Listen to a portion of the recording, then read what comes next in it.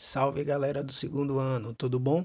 Hoje vamos falar sobre as independências na América, começando pelos Estados Unidos, que teve origem na união das 13 colônias inglesas. Essas 13 colônias ocupavam apenas uma faixa na costa leste. As colônias do norte eram baseadas na pequena propriedade familiar e no trabalho livre. Nas colônias do sul, predominavam as plantagens escravistas.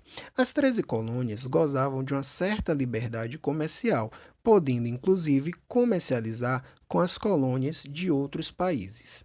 No século XVIII, com a Revolução Industrial na Inglaterra, os comerciantes e fabricantes ingleses passaram a ver naquelas colônias um importante mercado consumidor para os seus produtos. Então, o governo inglês aumentou o controle metropolitano. Colonos ingleses e franceses disputaram áreas onde se podiam caçar animais para obter peles para fazer casacos.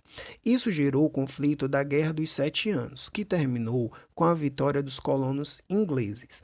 O governo da Inglaterra resolveu então aumentar os impostos sobre os colonos, com a alegação de que o dinheiro iria para as despesas com a guerra. Os colonos ficaram indignados, porque achavam que tinham sido eles os principais vitoriosos do conflito. Por que então pagar a quem pouco ajudou? Começava a queda de braço entre a Inglaterra, que criava impostos e mais impostos, e a resistência dos colonos.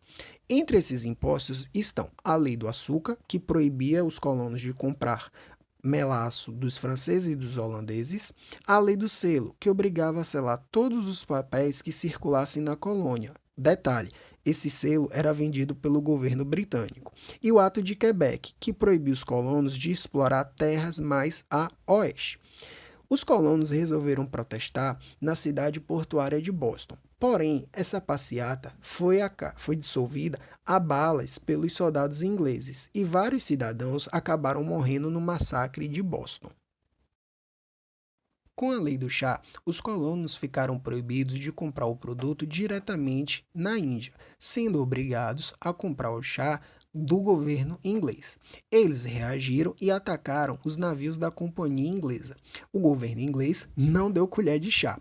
Tropas do exército desembarcaram na cidade e anunciaram que só partiriam depois que os moradores tivessem pago todos os prejuízos causados.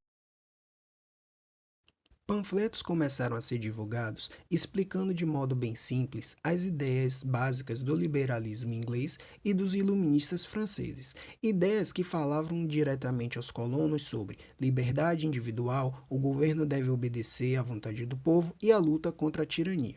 Os homens mais ricos e influentes da colônia se reuniram no Congresso na cidade da Filadélfia e decidiram então formar um exército para lutar pela independência nacional. No comando estava o fazendeiro escravista e general George Washington. No dia 4 de setembro de 1776, os rebeldes anunciaram a célebre Declaração de Independência dos Estados Unidos. Esse documento foi redigido por Thomas Jefferson, intelectual e fazendeiro que mais tarde seria presidente dos Estados Unidos. Um dos documentos mais importantes da história da humanidade, ele foi baseado nas ideias dos pensadores liberais ingleses e dos iluministas franceses. Em resumo, dizia que Deus fez todos os homens iguais com os mesmos direitos: a vida, a liberdade, a busca pela felicidade e a propriedade.